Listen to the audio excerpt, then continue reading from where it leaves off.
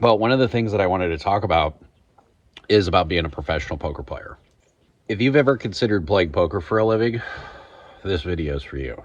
There's a couple of things that I try to tell my students ahead of time when they're going from being an active recreational player or a very good recreational player to transitioning to being a professional poker player.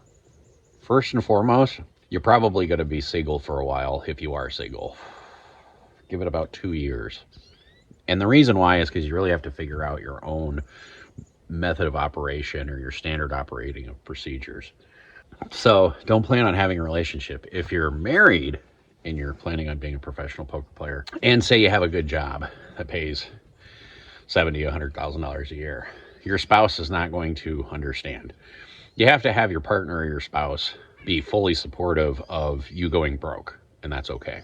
It's not like you say to your spouse, hey, honey, I'm going to be a professional poker player, and part of the rite of passage is we're going to go broke. No, your bankroll is going to go broke. Your household, if your spouse is working for a living, might be able to pay the bills while you're trying to rebuild and reestablish your bankroll. But rest assured, if you do want to play poker for a living, probably 90 to 95% of us have been broke at least once in our life. And sometimes the best lessons in the world can come from when you are absolutely broke. And I'm going to give you a true story and a true lesson that happened to one of my dear friends. We go down to Green Bay.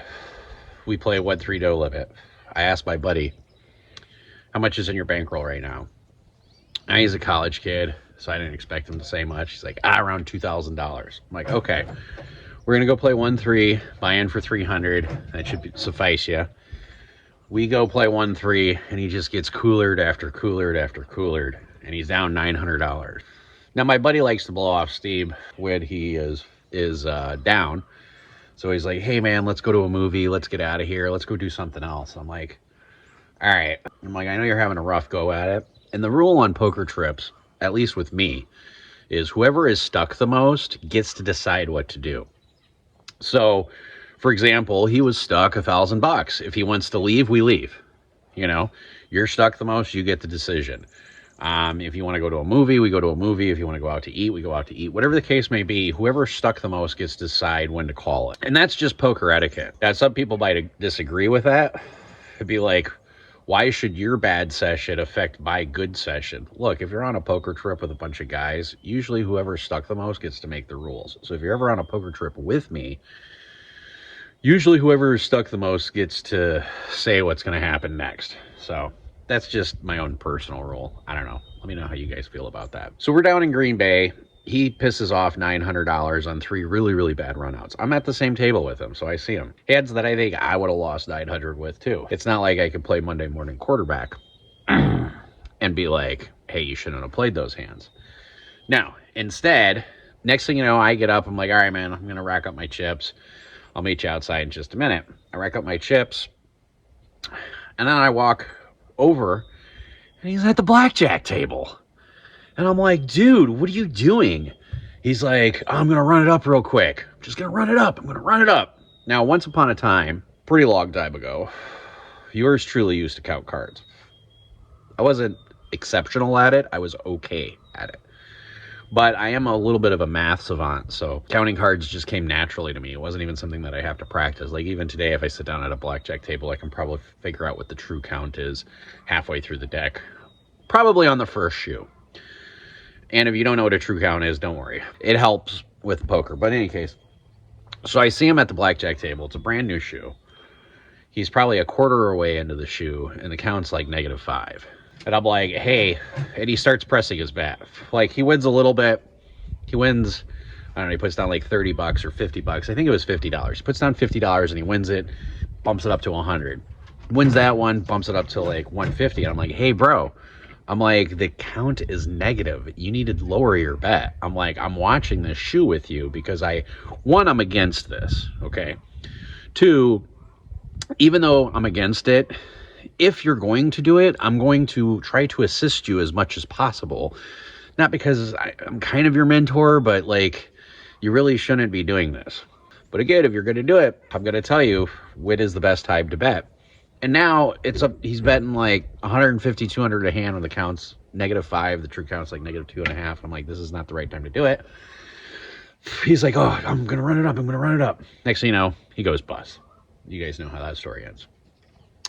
So then we hop in the car because we decided we're going to go do something else. And I'm like, all right, man. I'm like, you want to go to a movie? What do you want to do? He's like, let's just go home.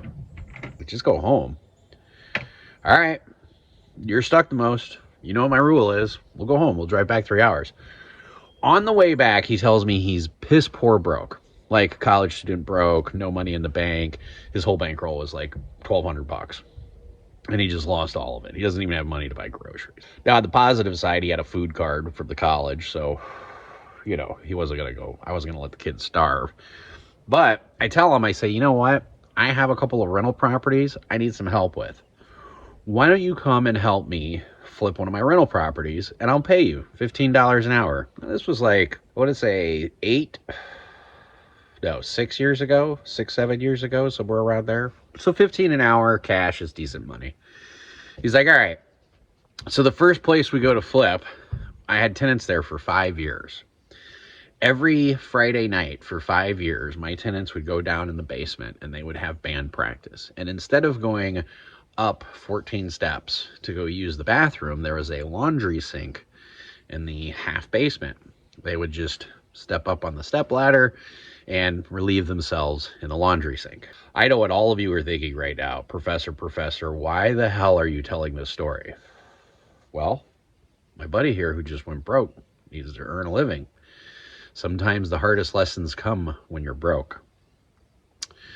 So I hand him some gloves, I hand him bleach, and I say, that laundry sink needs to be clean. It needs to smell clean. It needs to smell like bleach. I need to eat whatever I want to eat off of that laundry sink. And he goes, man, this laundry sink really reeks of piss. And I say to him, I say, yep, that's exactly what they used it for the last 5 years.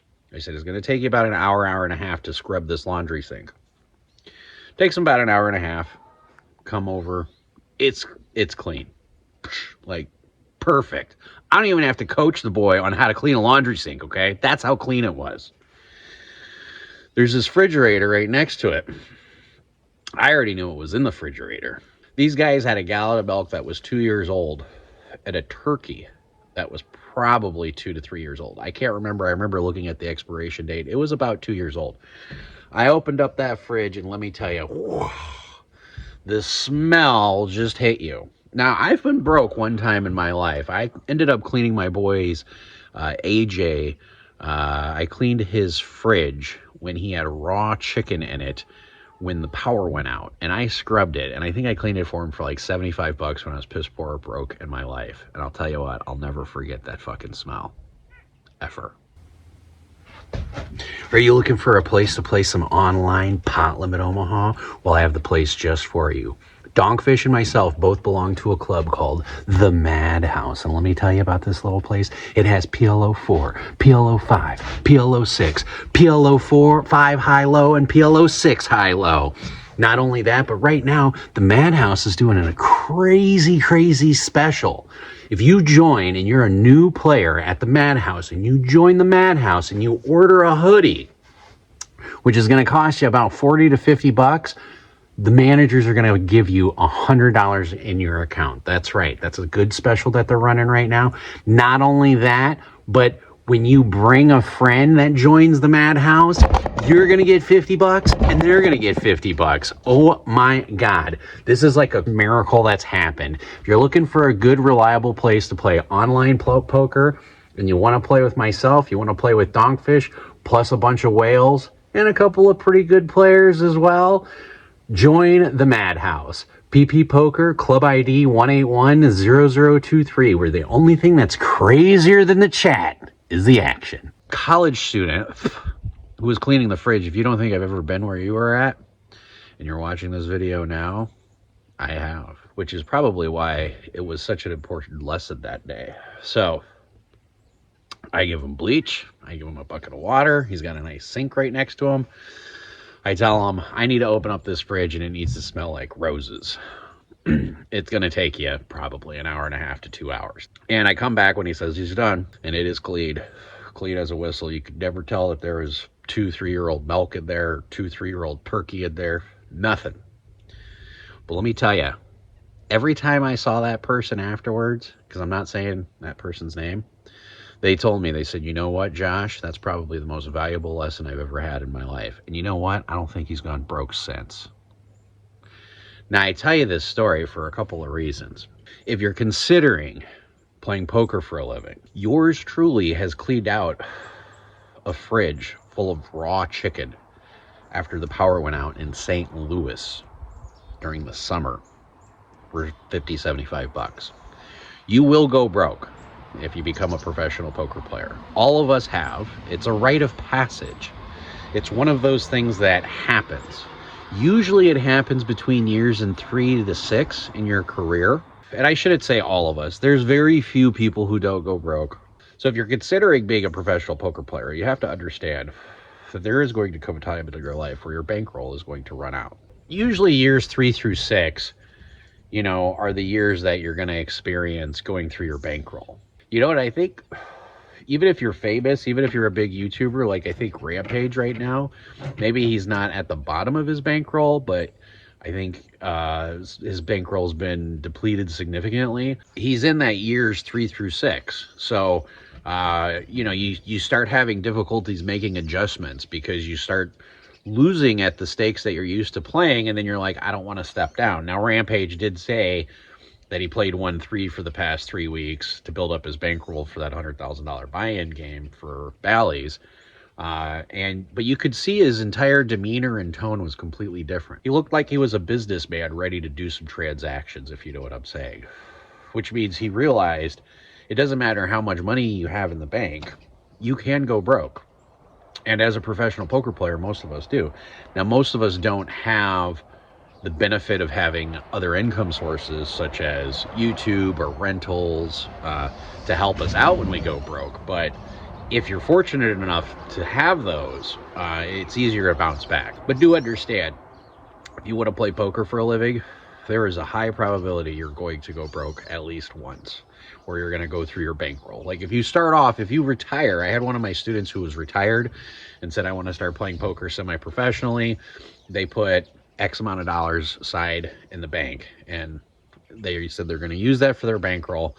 And I said, now you have to understand, most poker players go broke. And that person informed me, no, I'll just go through my bankroll. If I lose that, then I'll stop playing poker. Reasonable. They've made a deal with themselves. They've made a contract with themselves. It's something I would encourage you to do, but maybe have a clause in the contract that says mitigating circumstances makes everything negotiable. Because there might come a time in your life where you're like, you know what, even though I am broke, I still want to go back and play poker because it's my passion. It's this thing that I love. So that brings me up to my next point. If you're considering being a professional poker player, your family will not understand. They just won't.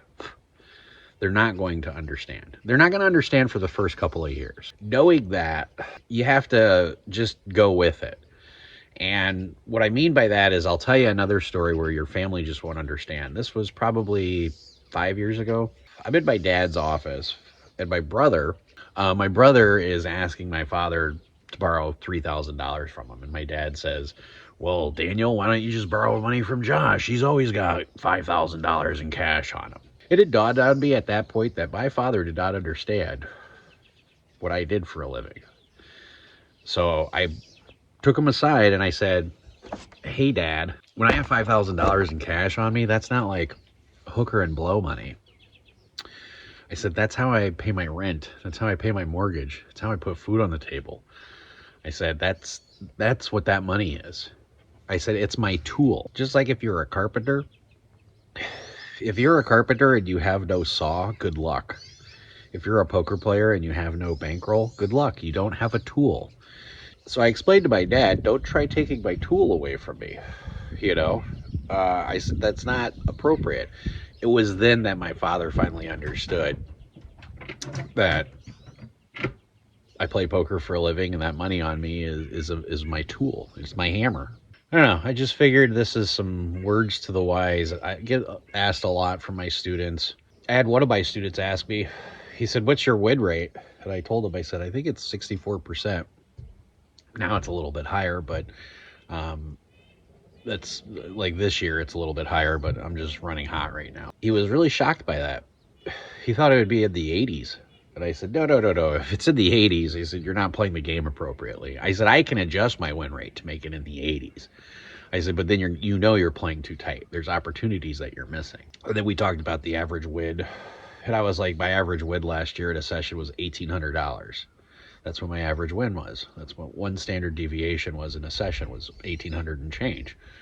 I said, so on average, whether it was a tournament or a cash game, I would either win 1,800 or I'd lose 1,800. Now that kind of made sense because most of the tournaments I played were like $600 buy-ins, and I'd have 3 buy-ins. Or there's a couple that were like 1,500 and thousands that I'd play for either a couple of days, like I'd make day 2 or I'd just bust out after playing for like 10 hours. So it made a little sense. And then on my average wins in cash, yeah, there's some wins where I won like 8,000 or 10,000 bucks. But then there are some losses that I had that were like 4,000 and 5,000. So in the long run, yeah, my standard deviation was 1,800 per session. If you're going to be a professional poker player, you need to track your stuff. That's what it was. My student was saying, he was surprised, 64% win rate. I said, so if I had 100 sessions and I won 64 of them and I lost 36 of them, I said, that means I had 28 profitable sessions. 28 profitable sessions times 1,800 standard deviation. You can figure out what my income was. But I didn't have 100 sessions last year. I had a lot more than that. 270 or something, somewhere around there, maybe close to 300. Because I track my sessions online, even if it's a small, like 2-4 hour session. Or if it's a long 8-hour session.